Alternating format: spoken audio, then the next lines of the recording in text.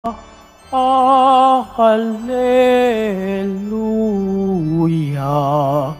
Hallelujah.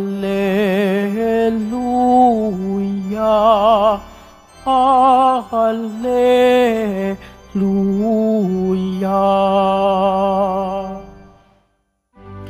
Diyos Ama ni Jesucristo, kami ay liwanagan mo at tutugon kami sa iyo. Hallelujah. Hallelujah. Hallelujah.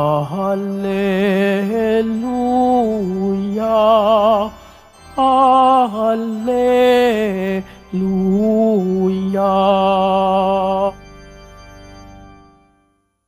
Sumainyo ang Panginoon. At sumayo rin. Ang mabuting balita ng Panginoon ayon kay San Marcos. Papuri sa iyo, Panginoon. Noong panong iyon, tinawag ni Jesus ang 12 at sinugong 12. Binigyan niya sila ng kapangyarihang magpalayas ng masasamang espiritu at pinagbilinan, sa inyong paglalakbay, huwag kayong magdala ng anuman, maliban sa tungkod, ni pagkain, balutan, salapi sa inyong lukbutan, o bihisan ay huwag kayong magdala. Ngunit magsuot kayo ng panyapak, sinabi rin niya sa kanila, at alinmang tahanang inyong tutuluyan, manatili kayo roon hanggang sa pag-alis ninyo sa bayang iyon. Kung ayaw kayong tanggapin o pakinggan sa isang dako, umalis kayo roon at ipagpag ninyo ang alikabok ng inyong mga paa bilang pabala sa mga taga roon. Kaya tumayo ang 12 at nangaral sa mga tao na pagsisihan nila at talikdan ang kanilang mga kasalanan. Pinalayas nila ang maraming demonyo sa mga inaalihan nito. Pinahiran nila ng langis at pinagaling ang maraming may sakit. Ang mabuting balita ng Panginoon. Pinupuri ka namin, Panginoong Hesukristo. Magsiupo muna po ang lahat.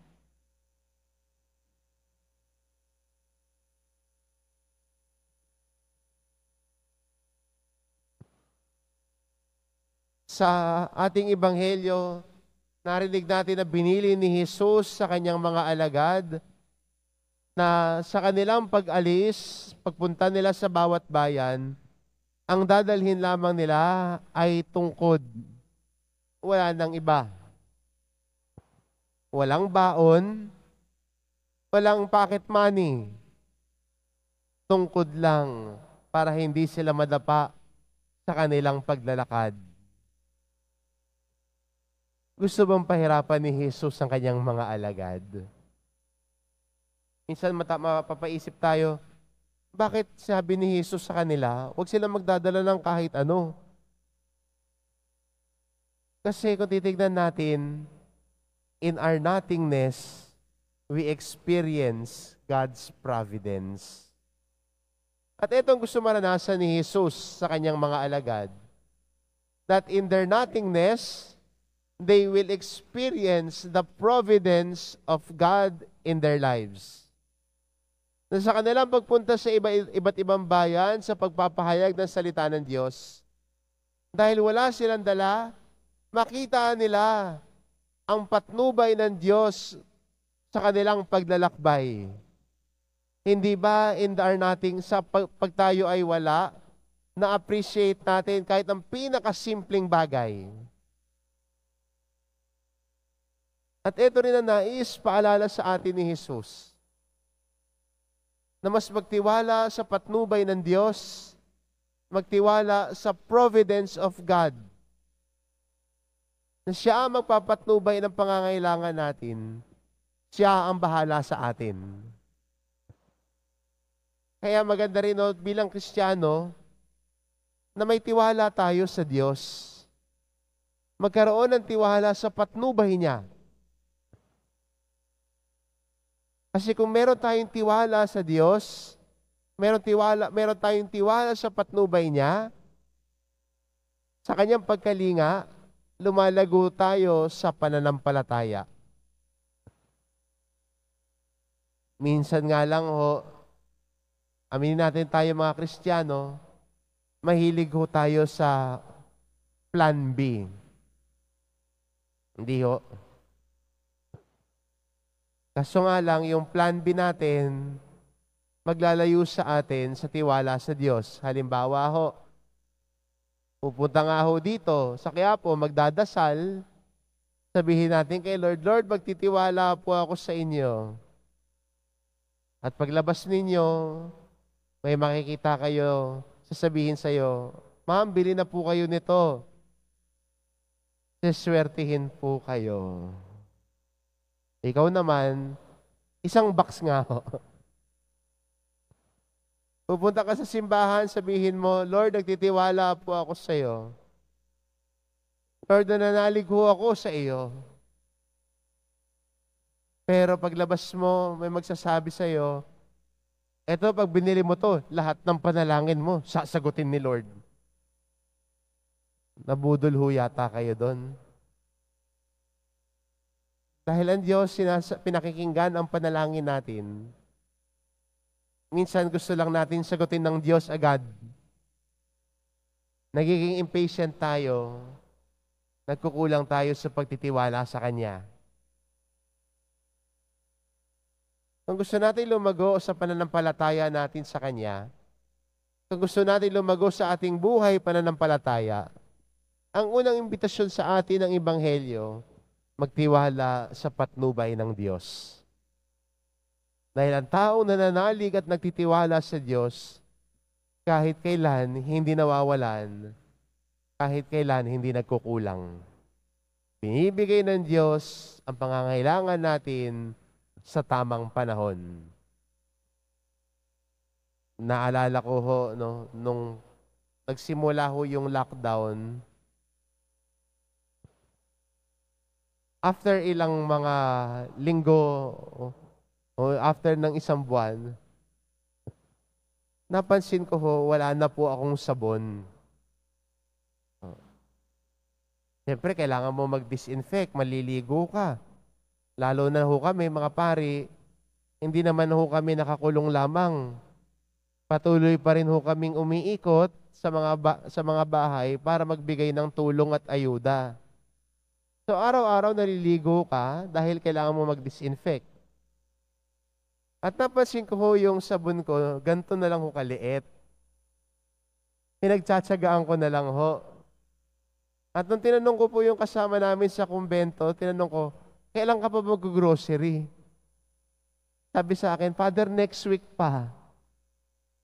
Sabi ko, nako, pwede na kaya yung joy? Di ba 99.9% naman na natatanggal niyan? Yun na lang kaya gamitin ko. Tinanong ko, pag walang-wala na, baka meron tayong tide dyan, yan na lang panliligo ko. At kinahaponan ho, pagbaba ko, ay nagsabi sa akin, Father, may nagbigay po, punta po kayo sa lamesa ninyo, sa may kainan. Pagpunta ko doon, may toothpaste. Sabi ko, marami pa akong toothpaste eh. Tapos tinanong ko yung kusinera namin, tinanong ko siya, may toothpaste ka pa ba? Father, ganun na lang. Hinati ko na ho yung lalagyanan, kinakaskas ko na ho.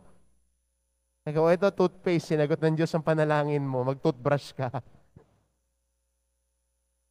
At katabi ng toothpaste, may sabon. Sabi ko, ay makakaligo na ako. Pero, tayo nung panahon ng nung kasagsagan ng pandemya, may kanya-kanyang kwento ng patnubay ng Diyos at hindi tayo pinabayaan ng Diyos. Binibigay ng Diyos yung pangangailangan natin sa tamang panahon.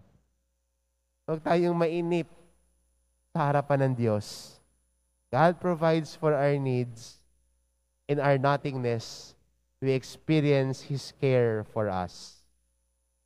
Yun ho yung una, pagtitiwala sa patnubay ng Diyos. Pangalawa ho, ang bilin ni Jesus sa kanyang mga alagad na manatili sila sa bahay ng kanilang tinutuluyan. Bakit sa bahay nais ni Jesus na manatili ang mga alagad? Ba't hindi na lang sinabi ni Jesus sa kanyang mga alagad, "O, eto pera, pambayad mo ng upa, maghanap ka ng kwartong matutuluyan mo." Pero ang sabi ni Jesus sa kanyang alagad, manatili kayo sa inyong bahay, sa mga bahay. May tatanggap sa inyo roon. Anong meron sa bahay? May pamilya.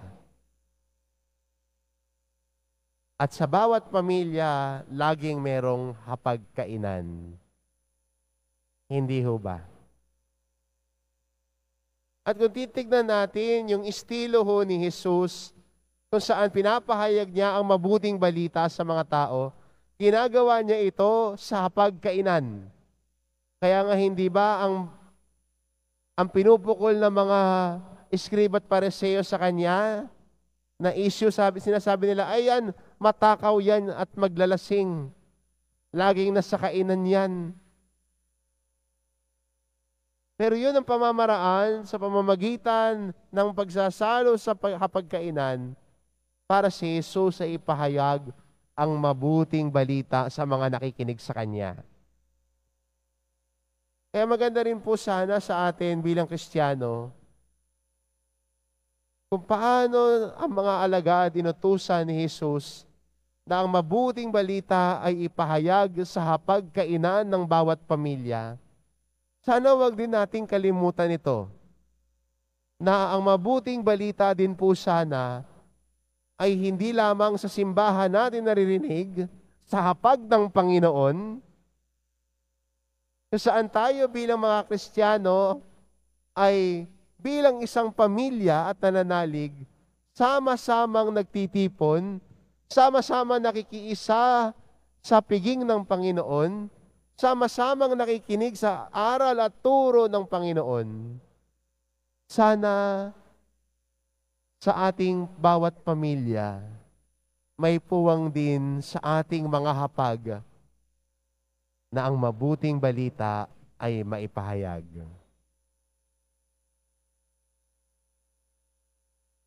At sana yung bawat family time natin, maging panahon din para si Jesus ay pag-usapan din. Para si Jesus ay maipahayag din. Ang mabuting balita sana hindi lamang naririnig sa simbahan, kundi sana ang mabuting balita ay naipapahayag din sa ating mga bahay at tahanan. Yan po din ang imbitasyon ng Diyos sa ating lahat bilang mga Kristiyano ho ngayon.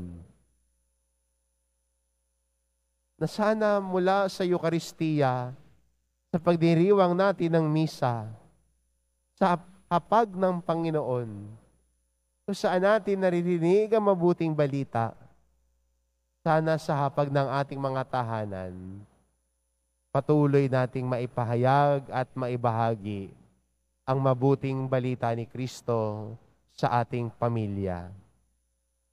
Simulan natin sa pamilya. Simulan natin doon ang pagbabahagi. Simulan natin doon ang pakikipag-usap nang si Jesus ay maging parte ng ating pag-uusap at pamumuhay. Dahil mahalaga sa atin si Jesus.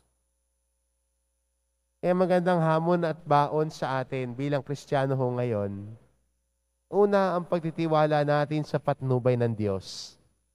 At ang imbitasyon sa atin ng Panginoon ngayon na ang hapag ng bawat tahanan natin ay maging lugar din kung saan ang mabuting balita ay naibabahagi sa bawat pamilya.